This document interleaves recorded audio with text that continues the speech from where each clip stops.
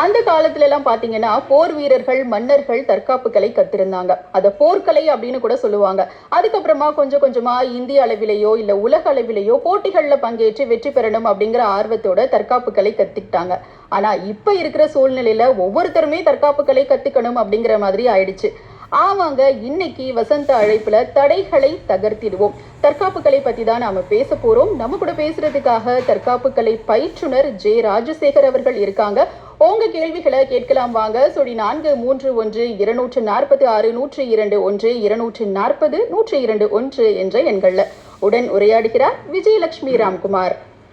நேயர்கள் அனைவருக்கும் இனிய காலை வணக்கம். நேயர்களா நல்லா இருக்கீங்களா? நாளைக்கு ஆடி 18, ரொம்ப சந்தோஷமாக ஆனந்தமாக வந்து ஆடி பொங்கி புனலாக வரக்கூடிய காவிரியில் எல்லாரும் கொண்டாடக்கூடிய ஒரு அருமையான நாள். இன்னைக்கு நம்ம வசந்த அழைப்பு நிகழ்ச்சியில் தடைகளை தகர்த்திடுவோம் அப்படின்னு சொல்லியிருக்கோம். அதாவது தற்காப்பு கலைகள் பயிற்றுவித்து வரும் பயிற்றுனர் ஜே ராஜசேகர் அவங்க நம்ம நிலையரங்கத்தில் இருக்காங்க. இவங்க திருவருள் குருகுலம் அப்படின்ற அமைப்பை உருவாக்கி 20 வருடங்களுக்கும் மேலாக இந்த தற்காப்பு கலைகளை பல மாணவர்களுக்கும் பயிற்றுவித்து பல மாணவர்களையும் தேசிய அளவிலும் சர்வதேச அளவிலும் பல போட்டிகளில் பயிற்றுவிக்க செய்து பங்கு பெற செய்து பல விருதுகளையும் பெற்றுள்ளவர். நிறைய சாதனைகள் படைத்திருக்காங்க. ஐயா அவர்களுக்கு நிறைய விருதுகள் பாராட்டுகள் வந்திருக்கு. இவங்க வந்து திருச்சி யோகா சங்கத்தின் செயலாளர், திருச்சி ஜிம்னாஸ்டிக் சங்கத்தின் தலைவர், தமிழ்நாடு இன்டர்நேஷனல் ஷோட்டோகான் கராத்தே சங்கத்தின் மாநில தலைவர், தேசிய அளவில் பல தளங்களில் அதாவது இந்த கலைகளுக்கெல்லாம் நடுவராகவும் சென்று வருபவர். வணக்கம் ஐயா. வணக்கம் மேடம். வணக்கம் மேடம். சார் எப்படி இருக்கீங்க? நல்லா இருக்கேன் மேடம். நீங்கள் நல்லா இருக்கீங்க மேடம்? நல்லா இருக்கோம். திருச்சி பண்பலை 102.1 அனைவர்களுக்கும் காலை வணக்கம். திருவருளாலும் குருவருளாலும் உங்களிடம் பேச இந்த வாய்ப்பை ஏற்படுத்தி கொடுத்த 102.1 பண்பலைக்கு மிக்க நன்றி. சரிங்கய்யா. தற்காப்பு கலைகள் அப்படின்னு சொல்லும்போது நம்ம வந்து இந்த தற்காப்பு கலைகள் கற்றுக்கிறது இன்னைக்கு எப்படியெல்லாம் அவசியமாக இருக்குன்னு சொல்லுங்களேன். இன்றைய சூழ்நிலையில் நம்மளோட உடல் ஆரோக்கியம் ரொம்ப ரொம்ப முக்கியம். சுற்றுப்புற சூழ்நிலைகள் பொல்யூட்டட் கண்டிப்பாக இருக்குது. அதேமாதிரி நம்ம எடுத்துக்கிற உணவுலேயும் ஆரோக்கியம் கிடையாது, சுற்றுப்புற சூழ்நிலையும் கிடையாது. இது வந்து வெளிப்புறம். இதை தாண்டி மன ரீதியாக பார்த்தீங்கன்னா எல்லா குழந்தைங்களும் வில்லிங்காக இருக்கா, அதை மன எதிர்த்து போராடக்கூடிய ஆற்றல் இருக்கா அப்படின்னா அது கொஞ்சம் கம்மி. அதுக்கு தற்காப்பு கலைகள் மட்டும்தான், ஸ்போர்ட்ஸ் தான் சுய ஒழுக்கத்தை உண்டு வரணும். சுய ஒழுக்கம், போராடக்கூடிய எதிர்த்து போராடக்கூடிய அந்த எண்ணம், தன்மேல் நம்பிக்கை, தன்னம்பிக்கை, செல்ஃப் கான்ஃபிடென்ஸ், இதெல்லாம் உருவாக்கக்கூடிய ஸ்போர்ட்ஸ் தான். 10 நீதி நூல்களை படித்து அதுலேருந்து எடுத்துக்கிற கருத்தை எடுத்துக்கிட்டா கூட ஆனால் ஒரு ஸ்போர்ட்ஸ் செய்யும்போது வராது. அதுதான் விவேகானந்தர் கூட சொல்லியிருக்காங்க, நீங்கள் வந்து இறங்கி கிரவுண்ட்லேருந்து கால்பந்து விளையாடுங்க அப்படின்னு சொல்லிட்டு விவேகானந்தர் கூட சொன்னார். அந்த உடற்பயிற்சி, ஏன்னா நல்ல உடல், நல்ல ஆரோக்கியமான மனம், நல்ல ஒரு ஆரோக்கியமான மனம் தண்ணி கேர் பண்ணிக்கும், மற்றவங்களையும் கேர் பண்ணிக்கும், சமூக நோக்கம் இருக்கும், சமூகத்துக்கு நன்மை செய்யணும்னு தோணும், அவங்களுக்கு நன்மை செஞ்சுக்குவாங்க, அவங்க வந்து ஒரு செல்ஃப் கான்ஃபிடென்ஸோட இருப்பாங்க, தவறான முடிவுகள் எடுக்க வாய்ப்பே கிடையாது. ஆமாம், இன்னைக்கு வந்து பார்த்தீங்கன்னா நிறைய குழந்தைகள் அவங்க அம்மா அப்பா கூட அவங்கள ஒரு ஏதாவது ஒரு சொல் கூட சொல்ல முடியல, அவங்கள கொஞ்சம் அதிர்ந்து கூட சொல்ல முடியல. ஏன்னா அந்த அளவுக்கு இன்னைக்கு வந்து அவங்களுடைய மனம் வந்து பலவீனமா இருக்குங்கிறத நம்ம பார்க்குறோம் இல்லைங்களா? இப்போ மன உறுதிக்கும் அதே மாதிரி உடல் வலிமைக்கும் வந்து இந்த தற்காப்பு கலைகள் ரொம்ப அவசியம் அப்படின்ற மாதிரி சொல்லிட்டு இருக்கீங்க. இந்த குழந்தைகளுக்கு எப்படி எல்லாம் நம்ம பயிற்றுவிக்கலாம்னு சொல்லுங்க. தற்காப்பு கலை குழந்தைங்க கத்துக்கிறதுனால அவங்களுக்கு வந்து படிப்புலையும் நல்ல முன்னேற்றம் வரும். ஏன்னா ஸ்போர்ட்ஸ் பர்சன் எல்லாத்துக்குமே ரைட் சைட் பிரெயின் ஆக்டிவேட் ஆகும். அவங்களுக்கு நல்ல அப்சர்வேஷன், ப்ரெசன்டேஷன், லேர்னிங் கெப்பாசிட்டி, அவங்களோட மெமரி கெப்பாசிட்டி எல்லாம் அதிகமாகும். ஒன்று, அவங்க பெற்றோர்கள் நினைக்கிற அந்த கல்வியிலே அவங்க பூர்த்தி அடைஞ்சிடறாங்க. அடுத்த அவங்க வந்து தன்னைத்தானே பார்த்துக்கிறாங்க, தான் உடம்பு கேர் பண்ணிக்குவாங்க. ஒரு தற்காப்புகளை கற்றுக்கிற குழந்தை வந்து நல்லா சாப்பிடும், நல்லா ஒர்க் பண்ணும், தன்னோட வேலை தானே பார்த்துக்கும். ரெண்டாவது ஒபீடியன்ஸ் வரும், பெரியவங்களுக்கு கீழ்ப்படிதல், மாஸ்டர் கீழ்ப்படிதல், டிசிப்ளின் வரும், செல்ஃப் டிசிப்ளின் வரும். அது வந்து நம்ம கண் கூட பார்க்கலாம். அது சுய ஒழுக்கம் வர வர வர வர அது மேலே ஏற ஏற இந்த சமுதாயத்துக்கும் வீட்டுக்கும் அவனுக்கும் அது மிக்க நன்மையாக பயன்படும். சரி, குழந்தைகள் வந்து நம்ம தற்காப்பு கலையில் வந்து அவங்கள கற்றுக்க வைக்கணும்னா எந்த வயசுல இருந்து அவங்களுக்கு கொடுக்கலாம் சொல்லுங்க? ஒரு 1வது படிக்கிற பசங்கள்ட்ட மேலே வந்து கற்றுக்கலாம். டெக்னிக்கல், அது ஃபுல் அண்ட் ஃபுல் டெக்னிக்கல். அவங்க அப்சர்வ் பண்ணி ப்ரெசன்டேஷன் பண்ணணும். இப்போ ஸ்கூலில் கூட ஒரு குழந்தை உட்காந்தா அங்கே நடத்துறது அவங்க எடுத்துக்கிட்டாங்களா இல்லையான்னு பரீட்சை எழுதும் போது தான் தெரியும்.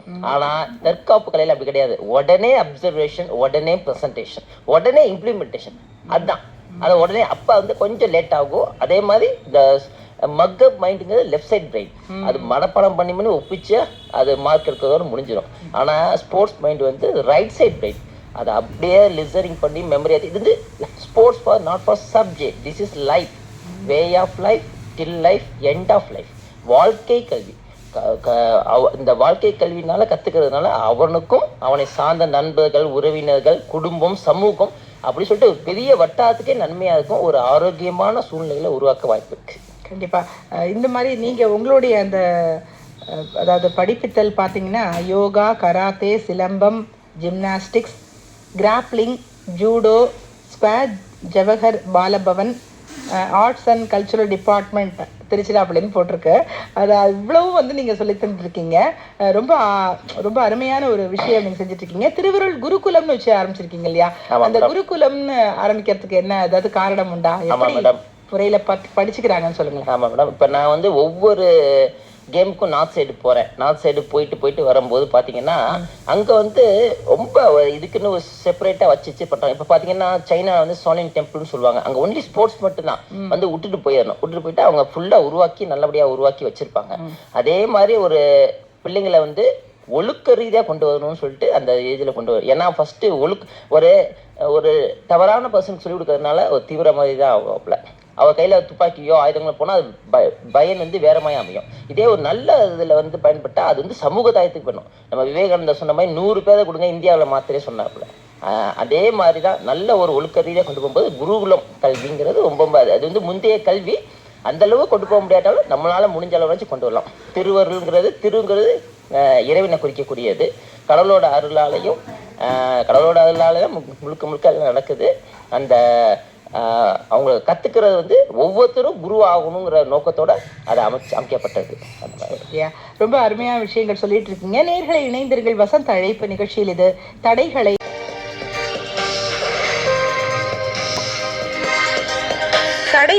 தகர்த்திடுவோம் அப்படின்ட்டு ஒரு தற்காப்பு கலை பயிற்றுனர்கிட்ட நம்ம பேசிட்டு இருக்கோம். ஜே ராஜசேகர் ஐயா நம்ம நிலைய அரங்கத்தில் இருக்காங்க. ஐயா வந்து நிறைய விஷயங்கள் சொல்லித்தராங்க. அதாவது யோகா, கராத்தே, சிலம்பம், இப்படி இப்போ ஒவ்வொரு விஷயமா நம்ம பார்த்துக்கலாம். தனியாக கராத்தே அப்படிங்கும் போது அதில் எத்தனை பெல்ட் இருக்கு அப்படிங்கிற மாதிரி சொல்கிறோம். எத்தனை வருஷம் அவங்க கற்றுண்டா அவங்க வந்து ஒரு டான் ஆக முடியும் சொல்லுங்க. Okay madam.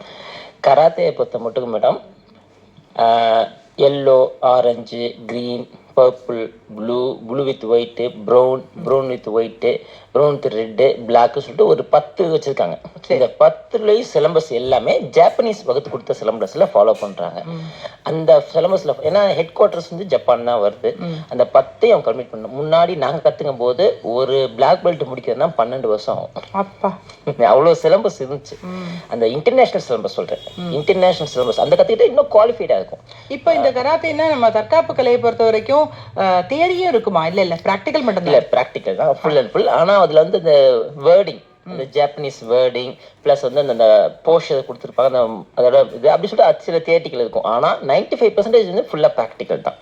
ப்ராக்டிக்கல் அந்த மாதிரி தான் இருக்கும். ஆனால் இப்போ வந்து 3 years 4 years குறைச்சிட்டாங்க சிலபஸ். ஏன்னா இப்போ உள்ள நவீன காலகட்டத்துக்கும் குழந்தைகளுக்கு வந்து படிக்கிற ஓரியன்டாக இருக்கிறதுனாலும் மற்ற அதர் ஆக்டிவிட்டிஸ் இருக்கிறதுனால அவங்களுக்கு குறைச்சி 4 yearsலேருந்து மினிமம். இது எல்லாமே ஒவ்வொரு குழந்தைக்கும் வேரியேஷன் ஆகும். அவங்க வந்து எவ்வளோ தூரம் கற்றுக்கிறாங்களோ கற்றுக்கிட்டு கிரேடிங்னு ஒன்று வைப்பாங்க. அதில் பாஸ் ஆக ஒவ்வொரு பெல்ட் அவங்க மேலே போகலாம். இப்போ ஒரு ஃபர்ஸ்ட் பிளாக் பெல்ட் வந்து வாங்குறதுங்கிறது 4 years மினிமம் 4 years ஆகும். 5 years கூட சில குழந்தைங்க போயிடும். அதாவது இடையில டிஸ்கன்டினியூ ஆயிட்டாங்க அப்படின்னா மரியாதை போஸ்டர் கவர் பண்ணும். ஆனால் எது எப்படி இருந்தாலும் அப்படி கண்டினியூட்லி இருந்தால் தான் அந்த ஃபார்மில் இருப்பாங்க. அப்போ அவங்க கிரேடிங் டெஸ்ட் வருவாங்க. அப்போ செஞ்சு காட்டணும். அப்போ எல்லாம் மாஸ்டர்ஸ்லாம் இருப்பாங்க. பிளாக் பெல்ட் பெரிய மாஸ்டர்ஸ்லாம் வருவாங்க. அவங்க மட்டும் செஞ்சு காட்டினாலும் அதுக்கு ஒரு நல்ல இது இருக்கு. சரி, இப்போ இணைப்பில் நேயர் வணக்கம். வணக்கம் மேம், நான் சந்திரசேகர் பேசுறேன். வேலூர் மாவட்டம் கட்பாடி பகுதியிலேருந்து. சொல்லுங்க ஐயா. வணக்கம். 2 கேள்விகள் இருக்கு மேம். ஒன்று, சிலம்பம் இதுல கை தேர்ந்த வல்லுநராக பிள்ளைகள் ஆகணும் அப்படின்னா எவ்வளவு ஆண்டுகள் வரைக்கும் இருக்கு? அதுலயே ஸ்டேஜஸ் அப்படிங்கிறது இருக்கா? அப்படி இருந்தா அவை என்ன? இத பத்தி எனக்கு தெரிஞ்சுக்கணும். முதல் கேள்வி. சரி. 2வது, எல்லாருக்கும் தற்காப்பு அப்படின்னு தெரிஞ்சாவே கராத்தே அப்படின்னு சொல்றாங்க.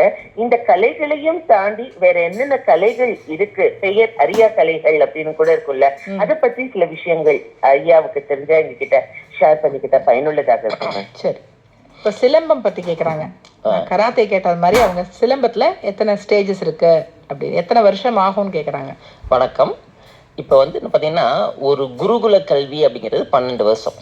எல்லாமே கலைகள், அதுவும் மார்ஷியல் ஆர்ட்ஸு வெப்பனில் வந்து சிலம்பம் தான் ஃபஸ்ட்டு வேர்ல்டு லெவலில். மார்ஷியல் ஆர்ட்ஸு அந்த வெப்பன் போக்க போனால் ஃபஸ்ட்டு பார்க்க போகிறது சிலம்பம் தான். சிலம்பத்துக்கு அப்புறம் தான் அருவா, கால், கேடயம், ஈட்டி, அதில் கத்தி எல்லாமே வரும். ஃபஸ்ட்டு நம்ம யூஸ் பண்ணுறது ஸ்டிக்கு யூஸ் பண்ணி தான் பண்ணுறோம். அப்படி போய் இது ரொம்ப பேசிக்கானது. முதல்ல அப்படி இருந்துச்சு. இப்போ நம்மளோட குழந்தைங்கள காலடி போடுறது, அதுக்கப்புறம் சிலம்பு எடுத்துக்கிறது, அதுக்கு சுருள், அப்படி ஒவ்வொரு ஸ்டெப்பாக இருக்கும். இது குழந்தைங்களோட கற்றுக்கிற முறை தான். ஆனால் கலைகள் எப்பயுமே கடல் தான்.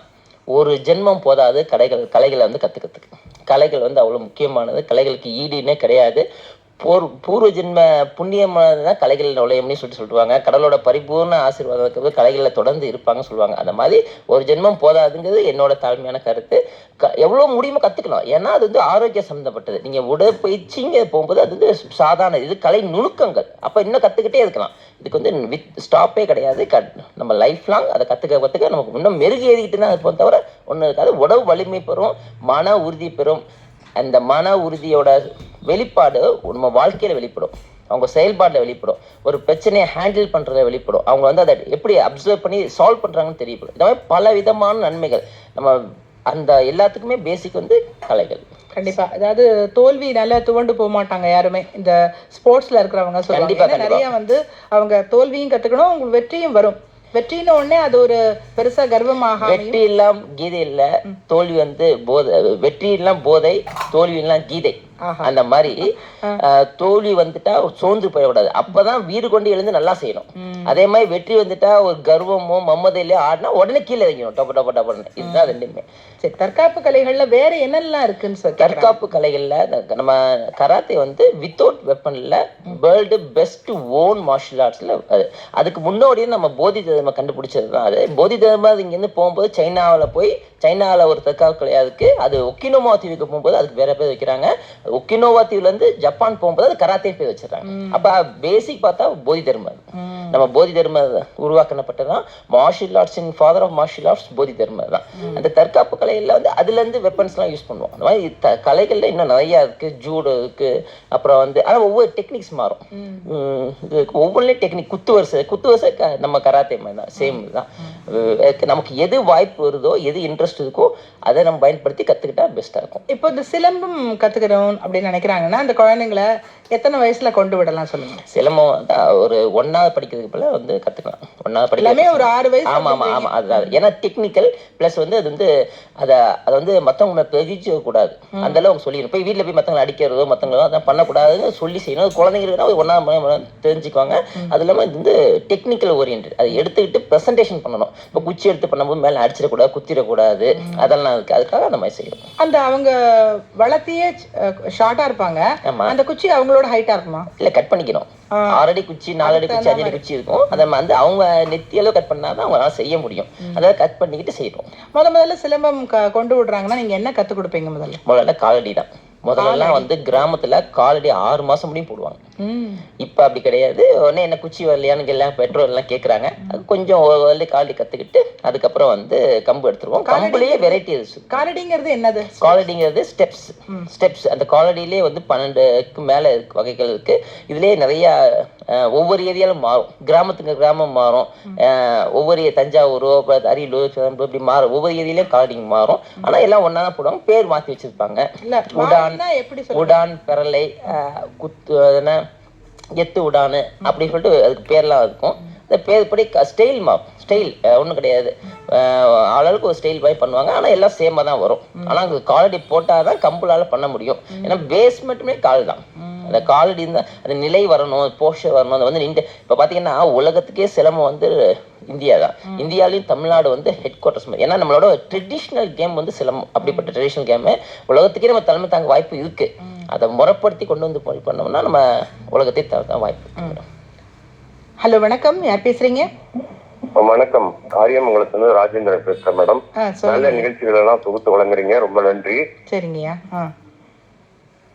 ஹலோ, சொல்லுங்க மேடம். நீங்க என்ன கேள்வி கேட்க போறீங்க ஐயா கிட்ட? அதாவது மாஸ்டர்கிட்ட இந்த வியாதிகள், என்னென்ன வியாதிகள் இருந்தா இந்த கலையில ஈடுபடக்கூடாது, இதனால இந்த டிசீஸ் சம்பந்தப்பட்டது இல்லாதவங்க எந்த மாதிரி இத வந்து செய்யலாம், ரெண்டாவது வந்து இதை செய்யறதுக்கும் யோகாவுக்கும் சம்பந்தம் இருக்கா, இந்த மாதிரி கேள்விகளை மாஸ்டர்கிட்ட கேட்கணும்னு விரும்புறேங்க. சரி, வணக்கம் ஐயா. நம்ம அகத்திய எழுதிய ஜீவநாடியில் வந்து யோகாவையும் சிலம்பத்தையும் மருத்துவத்துக்கு பயன்படுத்தியிருக்காங்க. ரெண்டுத்துலேயே வந்து அவங்க எழுதியிருக்காங்க. அந்த யோகாவும் வந்து நரம்பு மண்டலத்தை தூண்டப்பட்டு யோகா போஸ்டர் மூலம் செய்கிறோம். சிலம்பமும் வந்து நம்மளோட நரம்பு மண்டலம் தூண்டப்படும். ஏன்னா அந்த குச்சி நீட்டிட்டு அந்த குச்சியோட அதை காற்றை கிழிச்சு வர எல்லாமே நரம்புகளுக்கு தான் போகலாம். இந்த நெக் பெயின் உள்ளவங்க, ஜாயிண்ட் பெயின் உள்ளவங்க எல்லாத்துக்குமே வந்து இது ரொம்ப நல்லது.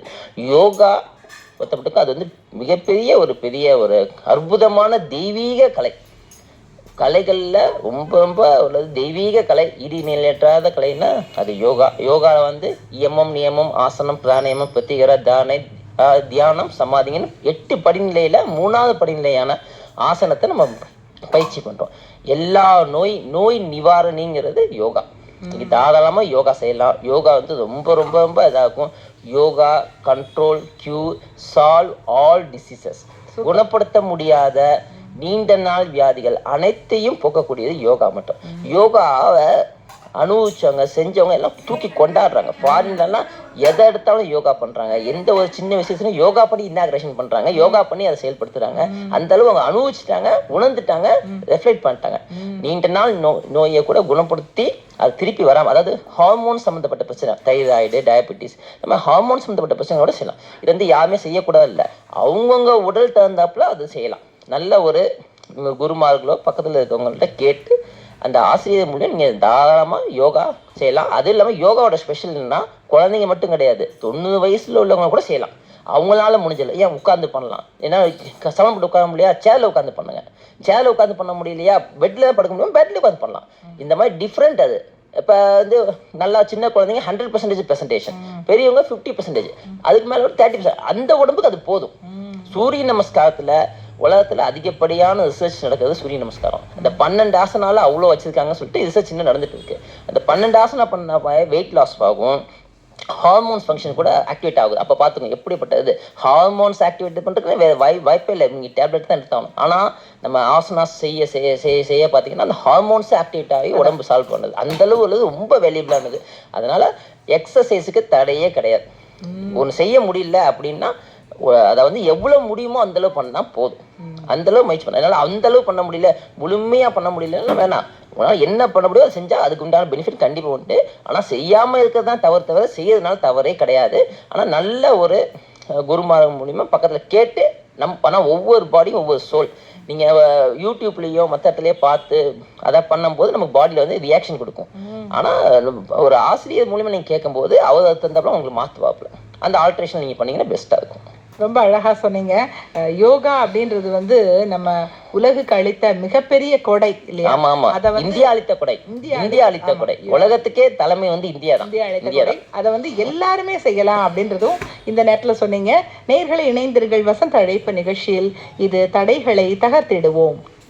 நேயர்களை இணைந்திருக்கிறீர்கள் வசந்த அழைப்பு நிகழ்ச்சியோடு. நம்முடன் இணைந்திருக்கிறார் ஜே ராஜசேகர் ஐயா. அவங்க தற்காப்பு கலைகள் பயிற்றுனர். இவங்க வந்து திருவருள் குருகுலம் அப்படின்ற அமைப்பை உருவாக்கி செயல்படுத்திட்டு வராரு. இப்போ இணைப்புல நேயர் இருக்காங்க. வணக்கம். வணக்கம். வணக்கம் ஐயாவுக்கும் வணக்கம், அம்மாவுக்கும் வணக்கம். திருச்செந்தம்பூண்டி ஆர் மதியழகன். சொல்லுங்க, நல்லா இருக்கீங்களா? நலமா இருக்கேன் மேடம், நீங்க நல்லா இருக்கீங்களா? நல்லா இருக்கேன். என்ன கேள்வி கேளுங்க. அருமையான நிகழ்ச்சி போயிட்டு இருக்கு. இப்போ தற்காப்பு கலைகள்ல வந்து தமிழ்நாட்டுக்குன்னு தனித்துவம் பெற்றதுன்னு இருக்கா, இல்ல வெளிநாடுகள்லயும் எல்லாமே எல்லா நாடுகள்லயும் ஒரே மாதிரியான தற்காப்பு கலைகள் தான் பயிற்றுவிக்கப்படுகிறதா அப்படிங்கிறது தெரியும். சரி, வணக்கம் ஐயா. வணக்கம் ஐயா. தற்காப்பு கலை வந்து இப்போ வந்து குலாபரேஷன் அப்படின்னு சொல்லிட்டு உலகமயமாக்கல் ஆயிடுச்சு. அப்படி ஆனாதான் நமக்கு வந்து பயம். இப்போ ஒலிம்பிக்ல வந்து நம்மளோட டார்கெட்டு ஒலிம்பிக் தான் டார்கெட்டு. அப்படி இருக்கும்போது வந்து ஒலிம்பிக்கில் உள்ள கேம் வந்து எல்லா நாட்டிலையுமே ஃபாலோ பண்ணுறாங்க. இது ஒவ்வொரு கலைக்குமே வந்து ஒரு ஹெட் குவார்ட்டர்ஸு உலக அளவில் நிரூபிச்சிருக்காங்க. அவங்க ஒரு ரூல்ஸ் போட்டிருக்காங்க. அந்த ரூல்ஸ் படி எல்லா நாடுகளும் கடைப்பிடிக்கிறது, எல்லா மாநிலங்களும் எல்லா மாவட்டங்களும் நடத்துகிறாங்க. ஒரு மாவட்ட போட்டி நடத்தி அதே விதிமுறைகள் படி தேர்ந்தெடுக்கப்பட்டு மாநில போட்டிக்கு அனுப்புகிறாங்க. அதே விதிமுறைகளை தேர்ந்தெடுக்கப்பட்டு தேசிய போட்டிக்கு அனுப்புகிறாங்க. அதே விதிமுறைகளை கடைபிடிக்கப்பட்டு உலக போட்டிகளுக்கு அனுப்புகிறாங்க. இப்படி அனுப்புனா தான் அவங்களோட குவாலிஃபைட் நல்லா இருக்கும். இப்போ பார்த்தீங்கன்னா அங்கங்கே இருக்கவங்க அவங்க எப்படி சொல்லி கொடுத்துட்டாங்கன்னா அவங்கள மேலே கொண்டு போக முடியாது. அவ்வளோதான், வேற ஒன்றும் கிடையாது. இந்த விதிமுறைகள் படி கட்டுப்பட்டு அவங்க இது பண்ணும்போது இன்னும் மேலே போய் அதே மாதிரி இன்றைக்கி வந்து ஸ்போர்ட்ஸ் கோட்டாங்கிறது ஃபஸ்ட்டு பார்த்தீங்கன்னா ஸ்போர்ட்ஸ் கோட்டா, அதுக்கப்புறம் மெரிட் கோட்டா, அதுக்கப்புறம் தான் வந்து ஃபினான்ஷியல் கோட்டா, அதுக்கப்புறம் ரெக்கமெண்ட் கோட்டா அப்படி வருது. அப்போ ஸ்போர்ட்ஸ் கோட்டாவில் இன்னும்லாம் நிறைய பேர் வேலை வாய்ப்பு வாங்கியிருக்காங்க.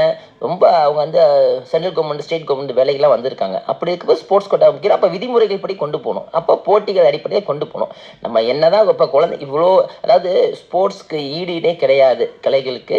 அதை கற்றுக்கிறதுக்கு உடம்பு நன்மை தான். அப்படி சொன்னாலுமே குழந்தைங்களுக்கு வந்து பயன் ஏதாச்சும் அமையணும்னா அது வந்து இந்த மாதிரி போட்டி கடையில் கொண்டு போகும்போது அவங்களுக்கு வேலை வாய்ப்புலேயும் சரி, பள்ளியிலையும் சரி, அவங்களுக்கு கல்லூரியிலையும் சரி வாய்ப்புகள் கிடைக்கும். அப்போ அதையும் நீங்கள் பயன்படுத்திக்கலாம். எப்படி பார்த்தாலுமே இது நன்மை தான். அதுதான். சரி, இப்போ பெண்களுக்கு தற்காப்பு கலைகள்லாம் என்னென்ன சொல்லி கொடுக்கலாம் சொல்லுங்களேன். அவங்களுக்கு என்ன மாதிரியான பயன்லாம் கிடைக்கும்? பெண்களுக்கு முக்கியமா தற்காப்பு கலை வந்து ஒரு அணிகலன் மாதிரி. ஏன்னா பெண்களோட கூட எப்பயுமே அப்பா அம்மா இருக்க முடியாது, கணவர் இருக்க முடியாது, பிள்ளைங்க இருக்க முடியாது. அவங்க தனியா இருக்க வாய்ப்புக்கு அதிகம். வேலைக்கு போறாங்க, காலேஜுக்கு போறாங்க, அவங்களுக்கு சுய பாதுகாப்பு வேணும். அதுக்கு தற்காப்பு கலை முக்கியமா வேணும். அதுல கராத்தே வந்து எந்த விதமான வெப்பனும் இல்லாம சொல்லி கொடுக்கக்கூடிய கலை. அப்படி இருக்க போது அவங்க கத்துக்கிட்டாங்கன்னா திடீர்னு அவங்க கையில வெப்பன் இருக்காது. அது பேனாவோ, பென்சிலோ, பேக்கோ, கையில இருக்க எந்த வித கிளிப்பு, அதே மாதிரி இந்த ஸ்ப்ரே, இதை பயன்படுத்தி அவங்க கற்றுக்கொள்ளலாம். ஆனால் பெண்களுக்கு கற்றுக் கொடுக்குறது ரொம்ப ரொம்ப இன்னைக்குதான் சூழ்நிலையில் அவங்க வந்து நைட் ட்ராவல் பண்ணுறாங்க. அதாவது ஒரு எதிரி திடீர்னு ஒரு அசாதாரண சூழ்நிலையில் ஒருத்தவங்க அவங்களை அட்டாக் பண்ணும்போது அவங்க கண்ணீர் விட்டு அழுதா விட்டுட்டு போறாங்கன்னா அதுதான் அவங்களுக்கு சாதகம். அப்போ அவங்க எதிர்த்து போராடி தப்பிக்கணும். நம்ம படமாய 10 பேத்து கூட சண்டை போட்டு வர சொல்லலை. அந்த இடத்துல தள்ளி விட்டு தப்பிச்சுக்கிட்டா போதும். அந்த நேரத்தில் அது மேலே, அதாவது எப்பயுமே பயம் வந்தால் அறிவு வேலை செய்யாது. அந்த நேரத்தில் அவங்களுக்கு வந்து அறிவு வேலை செஞ்சு அவங்க அந்த இடத்துல அந்த நொடி பொழுதுல அவங்க தப்பிக்கணும். அவங்க வந்து அந்த சூழ்நிலையை வந்து மாற்றி தப்பிச்சு வரணும். அதுக்கு தற்காப்புகளை பயன்படும். எதிர்த்து போராடக்கூடிய, தள்ளி விடுறதுக்கோ இல்லை உதைக்கிறதுக்கோ குத்துறதுக்கோ தற்காப்புல கண்டிப்பாக வேணும். ஆண்களோட பெண்களுக்கு ஒரு அணிகலன் தான். பெண் குழந்தைகளுக்கு பெற்றோர்கள் சொத்து சேர்க்கிறதோ மற்றதோ அவங்களுக்கு ஒரு நல்ல வாழ்க்கை அமைச்சு கொடுக்கறதோட அவங்களுக்கு வந்து தற்காப்புகளை முக்கியம். ஏன்னா போகிற இடத்துல அவங்களுக்கு வந்து ஒரு நியூ பிளேஸ்க்கு தான் போகிறாங்க. அந்த நேரத்தில் அவங்க வந்து மற்ற எல்லாமே வந்து உங்களுக்கு கோஆப்ரேட் ஆகுது கொஞ்சம் கஷ்டம். அவங்களையும் சமாளித்து எந்த ஒரு சூழ்நிலையும் எதிர்த்து போராடி தவறான முடிவுகள் எடுக்காமல் அதை இன்னைக்கு அதாவது நம்ம வாழறதே போராடுறதுக்காக தான். வந்து நம்ம போராடி மீண்டு வந்தால் தான் உண்டு. அப்போ அதை வாழ்க்கைக்கும் அது பயன்படும். தற்காப்பு கலை ரொம்ப ரொம்ப முக்கியமாக்கும். அதாவது நல்ல ஒரு பலசாலியான உடம்பு பெருசா இல்லை மனம் பெருசா அப்படின்னு பார்க்க போனால் மனம்தான் பெருசு. ஒரு கோழையை கூட மனம் வந்து இருக்கும். திடீர்னு ஒரு கோழையா அது பார்ப்பல ஒன்றும் இல்லை. ஒரு விலங்கு கூட இருக்கும் பாருங்க. ஒரு கோழி பார்த்துக்கோங்க. ஒரு கோழி வந்து உடல் ரீதியா வந்து கழுகை எதிர்த்து போராடக்கூடிய பலம் கிடையாது. ஆனா கோழியோட குஞ்சுவை ஒரு கழுகை அட்டாக் பண்ணி தூக்க வருது அப்படின்னா அந்த கோழி அப்படியே பறந்துகிட்டு போய் கழுகை கொத்துன்னு விடும். கொத்தி துரத்தி அடிச்சிடும். அப்ப அந்த நேரத்துக்கு அதுக்கு எப்படி வேலை செஞ்சிச்சு? அதுக்கு உடல் பலமா? அதுக்கு உடல் பலம், மனோபலம். அது மனோபலம். அந்த மனோபலம் வந்து பெண்களுக்கு வேணும். அதுக்கு அவங்க ஏதாச்சும் ஸ்போர்ட்ஸ்ல இருக்கணும். ஸ்போர்ட்ஸ்ல இருக்கிற தற்காப்பு கலை வந்து ரொம்ப முக்கியம் பெண்களுக்கு. அது வந்து அதுதான் முக்கியமானது. அப்பதான் அவங்க குடும்பத்துக்கு ரொம்ப இதாக இருக்கும். நாளைக்கு வர குடும்ப ரீதியா வர சிக்கல்கள் எல்லாமே சால்வ் பண்ணணும்னு தோணும். அது ரொம்ப ரொம்ப நல்லது மேடம். அடுத்தது நேர் இணைப்பில் இருக்காங்க. வணக்கம். மாணவன் பொன்மலைக்கும் சிறப்பு விருந்தினருக்கு வணக்கம். பேர் சொல்லுங்கய்யா. மனித நேயம் என்ற சின்னோடு புத்தூர்ல இருந்து துரை சுப்பிரமணியன். சொல்லுங்க ஐயா. வணக்கம் ஐயா. வணக்கம் ஐயா. எனக்கு ஒரு 2 சந்தேகங்கள். இந்த சிலம்பம் அப்படிங்கிறது இந்த விளையாட்டு வந்து தமிழ்நாட்டுல தோணுது. இது உலக அளவுல எல்லா நாட்டிலயும் அந்த சிலம்ப பயிற்சி, சிலம்ப விளையாட்டுன்னு இருக்கா அப்படிங்கிறது ஒரு சந்தேகம். அப்புறம் இந்த பள்ளிக்கூடத்துல படிக்கிறப்ப கராத்தே சிலம்பம் எல்லாம் கத்துக்கிறாங்க. அப்புறம் குறிப்பிட்ட வயசானோன்னு அதை அப்படியே விட்டுடுறாங்க. கண்டினியூவா தொடராம இருக்கிறவங்களுக்கு நீங்க என்ன மாதிரி ஆலோசனை சொல்றீங்க? நம்ம கராத்தையா இருக்கட்டும், சிலம்பமா இருக்கட்டும், எதுலையுமே நம்ம ஒரு மிகப்பெரிய சாதனை புரிய எல்லாத்துக்கும் வாய்ப்பு இருக்கா? அதுல ஒரு வருமானம் தரக்கூடிய வாய்ப்பும் இருக்கா? ஏன்னா கத்துக்கிட்டு நாளைக்கு அதை வருமானம் இல்லைன்னு விடுறவங்க நிறைய பேர் இருக்காங்க. அதுக்கு ஒரு சந்தேகங்களை தீர்த்தா நல்லா இருக்கும். நன்றி, வணக்கம். வணக்கம் ஐயா. கலைகள் உலக அளவில் இருக்கான்னு கேட்குறாரு. உலக அளவில் இருக்கு. ஆதி மனிதன் காட்டுக்குள்ள நுழையும் போது ஒரு எதிரிட்டு தற்காத்துக்கிறதுக்கு குச்சியை ஒடிச்சு கிடிச்சு கையில வச்சுக்கிட்டாப்புல. அப்படியே அந்த சிலம்ப மாதிரி அது பல கலைகளா போய் கத்துக்கிட்டாவே எதிரிட்ட போராடக்கூடிய போர்க்கலையாகி கடைசியில் போர் நுட்பங்களாகி அந்த அடுத்தடுத்த லெவல்ல பரிணாமிச்சு டெவலப் ஆயிடுச்சு. எல்லா நாட்டிலையும் சிலம்பம் இருக்கு. இருந்தாலும் நம்ம தமிழ் ஆதிக்குடியா மூத்த குடியா தமிழ் குடியில் சிலம்பத்துக்கு உரிமை உண்டு. நம்மளுக்கு ரெக்கார்டு இருக்கு. நம்ம அந்த மாதிரி பயன்படுத்தி இருக்கோங்கிறது உண்மை. அந்த மாதிரி கொண்டு போகணும். அது ஒண்ணு. ரெண்டாவது, பள்ளியில நீங்க கத்துக்கிட்டு அதை தொடரணும். அதுதான் சொல்றேன். இது வாழ்க்கை கல்வி. இது ஒரு சப்ஜெக்டோ ஒரு பாடமோ கிடையாது. வாழ்க்கை முழுவதும் செய்யணும், கடைபிடிக்கணும். ஏன்னா இன்னைக்கு எந்த சூழ்நிலைக்கு நம்ம அதுக்கு ராணுவ வீரர்கள்லாம் இன்னைக்காச்சும் தான் போர் வருது. ஆனா அதுக்கு பயிற்சி பண்ணாமையா இருக்காங்க. பயிற்சி பண்ணாம இருந்தா அது டோட்டலே ஃபெயிலியர் ஆயிடும். டெய்லி பயிற்சி பண்றாங்க, டெய்லி 5 மணிக்கு எந்திரிச்சு பயிற்சி பண்றாங்க. அந்த மாதிரி நம்ம பயிற்சிகளை விடவே கூடாது. இது வாழ்க்கை கல்வி, வாழ்க்கைக்கு தேவையானது. அதான் சொல்றேன், இவ்வளோ நன்மை. அது மன வலிமையை கொடுக்கும், உடல் வலிமையை கொடுக்கும், குடும்ப சூழ்நிலைகளை சால்வ் பண்ணும், அவங்களோட கேரக்டரே மாத்திடும். நம்ம சாப்பிடு சொல்றோம், அவங்களே சாப்பிடுவாங்க, செய்வாங்க. அதாவது இவங்க மட்டும் தன்னம்பிக்கையோட இருக்க மாட்டாங்க, இவங்க சுத்தி உள்ளவங்களும் தன்னம்பிக்கையா வச்சுக்குவாங்க. அவங்களுக்கு ஒரு பிரச்சனை ஹெல்ப் பண்ணுவாங்க. அந்த ஹெல்பிங் டெண்டன்ஸ் அதிகமாகும் சொல்லிட்டு நல்ல குணங்கள் ஏகப்பட்டது வளர்ந்துக்கிட்டே இருக்கும். அந்த மாதிரி இருக்கும். அது தொடரக்கூடியதுதான். கலைகளை பொறுத்த மட்டுக்கும் நம்ம பொருளாதார ரீதியாக பார்க்க போனால் வேலை வாய்ப்புகள் கிடைக்கும், அவ்வளோதான். அது நம்ம இண்டிவிஜுவலாக சொல்லும்போது கொஞ்சம் நம்ம மெனக்கட்டு தான் சொல்லிக் கொடுக்கணும். கலைகள் அப்படிதான் இருக்கும். கண்டிப்பாக அது கொஞ்சம் எல்லாருமே கலைகளில் ஆர்வம் காட்ட மாட்டேங்கிறாங்கல்ல. அதனால அவங்க ஆர்வப்பட்டு வந்தால் கண்டிப்பாக மெனக்கெட்டு தான் நீங்கள் சொல்கிற மாதிரி மெனக்கெட்டு சொல்லிக் கொடுக்க வேண்டியதாக இருக்கும். நிச்சயமாக அதில் பயன் இருக்குது. அதோட சமூகத்துக்கும் ரொம்ப உயர்வு இருக்குது அப்படின்ற மாதிரி சொல்லியிருக்கீங்க. அடுத்ததான் நேயர். வணக்கம். என் பேர் ராமன். ஐயா அவர்களுக்கு வணக்கம். நான் ஒரு சிலம்பு ஆசிரியர் தானங்க ஐயா. ஐயா, நான் என்னுடைய வார்த்தை நிறைய கத்துக்கிட்டேன். நான் ஒரு கோதாளத்தை விளையாட போகும்போது என்கிட்ட ஒரு கேள்வி கேட்டாங்க, உனக்கு குச்சி பைக்க தெரியுமா அப்படின்னு ஒரு கேள்வி கேட்டாங்க. அது எனக்கு பதில் தெரியல. பெக்கான்னு முடிஞ்சேன். வெளியே போயிட்டு உங்க குருநாதரை கேட்டுக்கிட்டு நீங்க அடுத்த வருஷம் வாங்கன்ட்டாங்க. அப்புறம் குருநாதர் கேட்டேன், ஆமாப்பா அவங்க குச்சி பிடிக்க தெரியுமான்னு ஒரு கேள்வி கேட்பாங்க. மேல குச்சியை விட்டு எறிவாங்க. அப்ப அந்த அடி குச்சியை பிடிச்சு ஒண்ணு நிலையில நின்று காட்டணும். அப்போ ஒரு கேள்வி கேட்பாங்க, நீ பிடிச்சிருக்கிற குச்சியினுடைய அடிபாகம் எது, நுனிபாகம் எது, நடுபாகம் எதுன்னு கேட்பாங்க.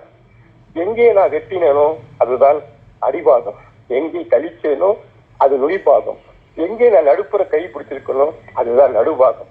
இது பதில் சொல்லாதான் உன்னை கை தட்டி விளையாட சொல்லுவாங்கன்னு சொன்னாங்க. அதை அந்த வருஷம் கத்துக்கிட்டு மறு வருஷம் போய் விளையாட்டு பிளேஸ் வாங்கிட்டு வந்தேன். ஐயா வணக்கம். இதுவே கேள்வி ஐயா, ஒரு தற்காப்பு கலையை சொல்லிக் கொடுக்கும் போது பல பேர் பார்க்காம நம்ம ஓடிமாரிதான் ஒரு பக்கம் சொல்லிக் கொடுக்குறோம். இது கோதாளத்தை விளையாடும் போது பல பேர் ஆடியன்ஸ் பார்க்கும் பொழுது அந்த பயத்துல அவங்க தோத்து போறாங்க. இதை பத்தி உங்க கருத்து என்ன ஐயா, அது சொல்லுங்க, நான் கேட்டுக்கிறேன். வாழ்வழி ஐயா மிக்க நன்றி. உங்கள்கிட்ட பேசுனது மட்டுக்கும் நீங்கள் சொல்கிறபடி நம்ம கற்றுக் கொடுக்குறோம். அந்த ஸ்டேஜ் ஃபியர்னஸை உடைச்சாதான் மேலே வர முடியும். அந்த ஸ்டேஜ் ஃபியர்னஸ் தான் பெரிய மைனஸ் பாயிண்ட். இன்றைக்கி நம்ம சென்ட்ரல்லையும் குருகுலையும் நம்ம செலவு கூடத்துலேயோ கற்றுக்குறாங்க. நம்ம வெளியே போய் நிற்கும் போது அங்கே இந்த மேட் மாறும், அந்த ஆடுகளை மாறும், அது சுற்றி உள்ள ஆடியன்ஸ் பார்ப்பாங்க, சில பேர் டீச் பண்ணுவாங்க, இதெல்லாம் உண்டு. அதையும் மீறி அவங்க அந்த மேடை பயத்தை, மேடை கூச்சத்தை தவிர்த்தாதான் அவங்க அடுத்த லெவலுக்கு போக முடியும். அதுக்கு நம்ம என்ன செய்யணும் அப்படின்னா, போட்டிகளில் பங்கு பெற வச்சுக்கணும். வெளியே கூட்டு போய், அதாவது நம்ம குரு சிலம்பாட்டத்திலிருந்து கற்றுக்கிறதோட மற்ற இடத்துல கூட்டு போய் செய்ய வைக்கணும். மற்ற பேர் பார்க்க செய்யணும். அப்போ அவங்களுக்கு இந்த மேடை கூச்சம் போகும். மேடை கூச்சம் போனாதான் ஒரு விளையாட்டு வீரர் அப்படின்னாவே மேடை கூச்சம் அவங்களுக்கு பெரிய ஒரு தடைக்கல்லாக தான் இருக்கும். அது ஏன்னா திறமையானவங்க கூட போய் வெளிப்படுத்த முடியாது. நல்ல ஒரு ப்ரொஃபஸர் இருப்பாங்க, அவங்களால ஃப்ளூயண்ட்டாக அதை எக்ஸ்போஸ் பண்ண முடியாது, கம்யூனிகேஷன் பண்ண முடியாது. அதே மாதிரி இவங்க மேடையில செஞ்சாதான் அந்த மேடை பயம் அப்படிங்கிறது பயம். அந்த ஆடுகளத்தில் அவங்க செஞ்சு காட்டணும், மற்றவங்க மட்டும் செஞ்சு, அதாவது அதுக்கு தான் இடத்த விட்டு மாற்றி கொண்டு போகணும். கொண்டு போனால் தான் அந்த மேடை கூச்சம் போய் தான் அவங்க அடுத்த அளவுக்கு கொண்டு போக முடியும். இணைப்பில் அடுத்த நேயர். நம்ம ஒரு சிறு விளம்பர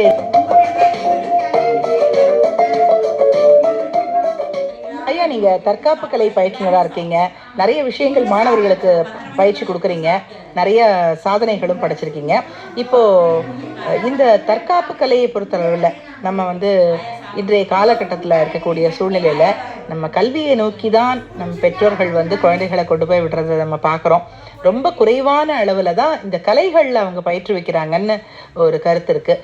அதை பற்றின உங்களுடைய அந்த செய்தியை சொல்லுங்கய்யா. ஆமாம் மேடம், ஃபாரினர்ஸ் பார்த்தீங்கன்னா 2 வயசு ஆனால் ஒரு ஜிம்னாஸ்டிக் சென்டரில் கொண்டு போய் சேர்த்து விடுவாங்க. ஆனால் நம்ம அப்படி கிடையாது, எடுத்தோடனே ஸ்கூலில் தான் கொண்டு போய் சேர்க்க பார்ப்போம். அது இது நடக்கிறது தான். ஆனால் நம்ம இந்த பயிற்சிகளுக்கு முக்கியத்துவம் கொடுத்தா ஆட்டோமேட்டிக்காக எஜுகேஷன் லெவலில் நல்ல டெவலப் ஆகும். ஆனால் ஸ்போர்ட்ஸ்க்கு இம்பார்ட்டன்ட் கொடுத்தே ஆகணும். ஃபாரினர்ஸ் எடுத்தோன்னே அவங்க பல்கலைக்கழகங்களிலேயே எக்ஸசைஸ் ஃபஸ்ட்டு பண்ணுவாங்க. நம்ம முதல்ல அவாய்ட் பண்ணுற ஒரே விஷயம் தான் எக்ஸசைஸ். அது நம்ம பார்த்தீங்கன்னா நம்ம தாத்தா பாட்டி அப்படி தொடர்ந்து அப்பா அம்மா தொடர்ந்து வரப்போ அடுத்தடுத்த ஜென்ரேஷன் பண்ணாமல் இருக்கும்போது பிள்ளைங்கள்ட்ட திணிக்கும் போது அது பெருசாக நினைக்கிறாங்க. அதுவும் இல்லாமல் லெசினஸ், சோம்பேறித்தனம் ஜாஸ்தி ஆயிடுச்சு. இன்றைக்கி இருக்க சொகுசான வாழ்க்கையில் சொகுசாக உட்காந்து டிவி பார்த்துட்டு அது என்ன சோம்பேறித்தனமான உணவுகள், பேக் பண்ண உணவுகளையும் கூல்ட்ரிங்க்ஸையும் சாப்பிட்டு உடம்பையும் கெடுத்து மனதையும் தேவையில்லாத யூடியூப்பில் பார்த்து மனதையும் கெடுத்து ஒரு விக்ரஸான அப்ளிகேஷன் அந்த ஃபோனை பிடிக்கிட்டா கூட அவங்க விக்ரஸான அப்ளிகேஷன் பண்ணுறாங்க. பேர்ட்ஸ் பேசுறது, இன்னும் சில பெற்றோர்களை அடிக்க கூட செய்கிறாங்க குழந்தைங்க. அந்தளவு ஏன்னா மன ரீதியாக பாதிப்பு வந்துடுது. பார்த்தீங்கன்னா அந்த ஃபோன் ஃபோபியானால பாதிப்புகள் அவ்வளோ வந்துடுது. செல்ஃபோன் பயன்படுத்தி குழந்தைங்களோட மூளை மழுங்க தான் செய்யுது. இதை மாற்றுறது என்னென்னா எக்ஸசைஸ் தான். இது தெரிய மாட்டேங்குது.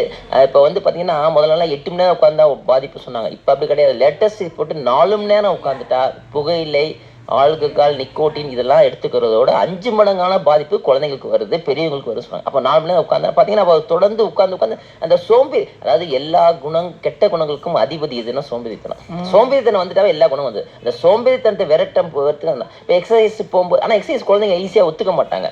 ஏன் அப்படின்னா அது உடலை பலப்படுத்தணும், வருத்தி செய்யணும். உடல் வருத்தி செஞ்சாதானே உடல் பலமாகும். அந்த கெட்ட கொழுப்புக்கெல்லாம் குறைஞ்சி உடல் பலமாகி உடம்பு இந்த போஷதே அழகாக வரக்கூடிய கூட சொல்றாங்கய்யா. வயது ஆக நம்ம எக்ஸசைஸ் பண்ணணும், நிறைய பண்ணணும்ன்றாங்க. ஆமா, கண்டிப்பா.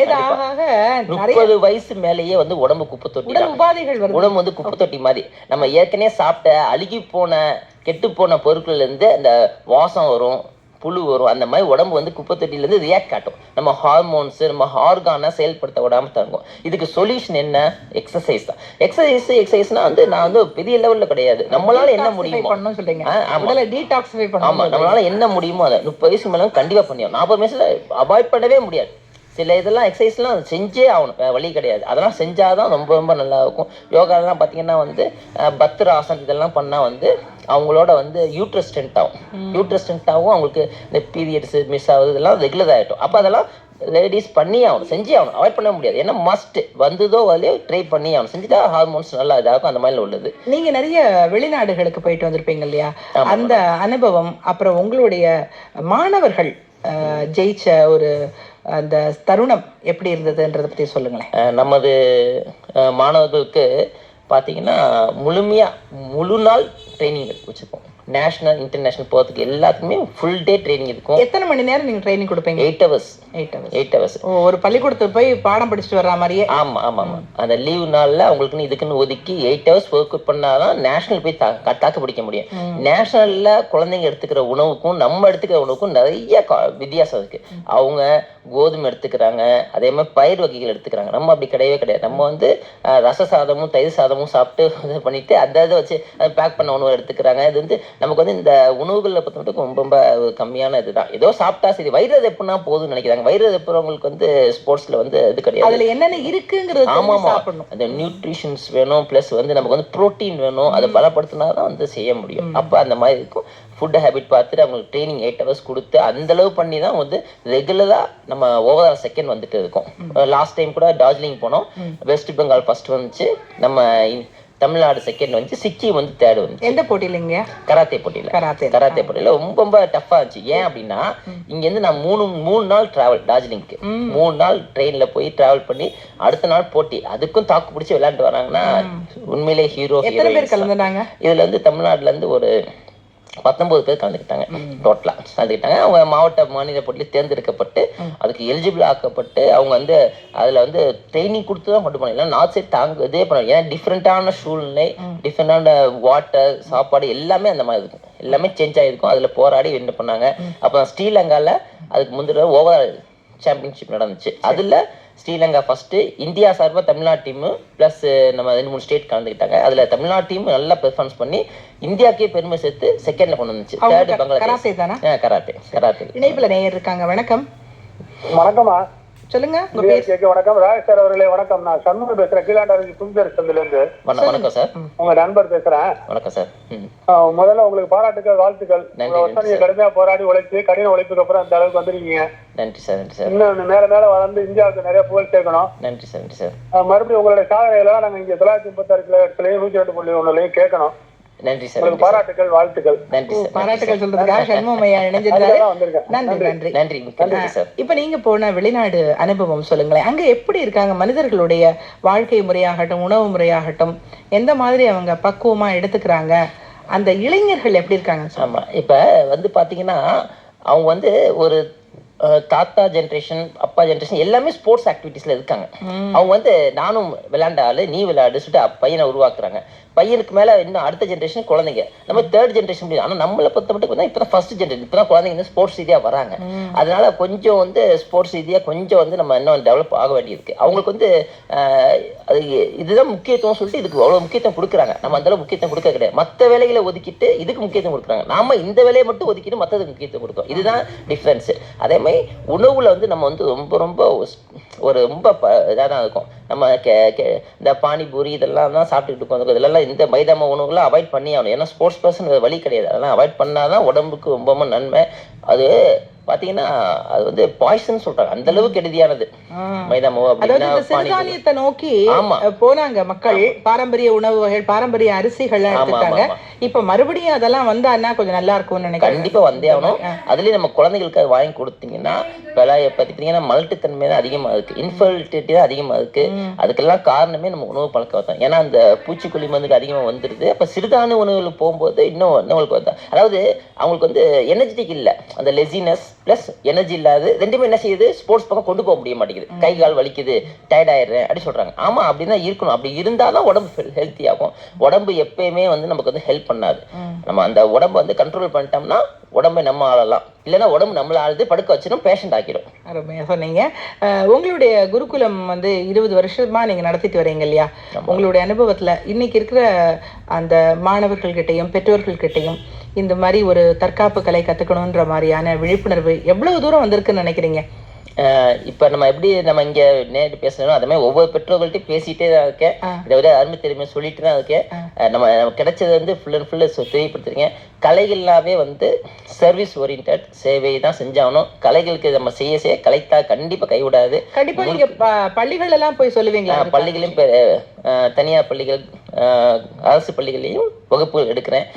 பெண் குழந்தைகள் கூட இப்ப தற்காப்பு கலை சொல்லிக் கொடுக்க சொல்லியிருக்காங்க. அது மாதிரி தற்காப்புகள் கிடைக்கிறேன். இப்போ மற்ற பள்ளிகளிலையும் போய் வகுப்புகள் தொடர்ந்து நடந்துட்டு இருக்கு. அந்த குழந்தைகளையும் வந்து அவங்களுக்கு அந்த கொடுக்கப்பட்ட நேரத்தில் பிள்ளைகளுக்கு சொல்லிக் கொடுத்துட்டு இருக்கேன். சரி, உங்களுடைய இந்த அருமையான ஒரு வசந்த அழைப்பு நிகழ்ச்சியில நீங்க உங்க குரு கிட்டேருந்து கத்துருப்பீங்க இல்லையா? அவங்களுடைய குரு உங்களுக்கு எப்படி கிடைச்சாங்க, அதை பத்தின சுருக்கமா ஒரே ஒரு வரையில சொல்லுங்களேன். திருவருளாலும் குருவர்களாலும் மிகப்பெரிய ஒரு பாக்கியம்தான். பல குருமார்கள்ட்ட கற்றுக்கிட்டேன். ஒவ்வொருத்தங்கள்ட்ட நிறையா விஷயங்கள் எடுத்துக்கிட்டேன். தமிழ்நாடு மட்டும் கிடையாது, டெல்லி, ஹரியானா அப்படி சொல்லிட்டு ஒவ்வொரு இதுலேயும் போய் இன்னும் எப்பயுமே வந்து டீச்சிங் லைன் வந்து நாட் ஃபார் கம்ப்ளீட்டட். இது அப்டேஷன் லேட்டஸ்ட் அப்டேஷன் பண்ணாதான் நம்ம குழந்தைங்களை டெவலப் பண்ண முடியும். அது மாதிரி லேட்டஸ்ட் அப்டேஷன் பண்ணிட்டு இருக்கு. இன்னும் மேலும் மேலும் கற்றுக்கிட்டு இருக்கு. இன்னும் மேலும் மேலும் வளரணும். எல்லாத்தோட ஆசீர்வாதத்துலையும் வாழ்த்துக்குனாலும் மேலும் மேலும் நிறைய கற்றுக்கணும். நம்ம குழந்தைங்களும் ஸ்போர்ட்ஸ் ரீதியாக வரணும். ஏன்னா நல்ல ஒரு ஸ்போர்ட்ஸ் ரீதியாக வரும்போது ஒரு சமூகம் நல்ல ஒரு ஒழுக்கமான சமூகமும் ஆரோக்கியமான சமூகமும் வரும். ஆரோக்கியமாக வரும்போது மற்ற எல்லாத்துக்குமே வந்து ஒரு நல்ல ஒரு நேர்மறையான சிந்தனைகளோட எல்லாம் இருப்பாங்க. ரொம்ப அழகாக சொன்னீங்கய்யா. நிகழ்ச்சியில் பங்கேற்றதுக்கு நன்றிங்கய்யா. மிக்க நன்றி மேடம். இந்த வாய்ப்பு வழங்கின 102.1க்கு மிக்க நன்றி மேடம். Thanks madam.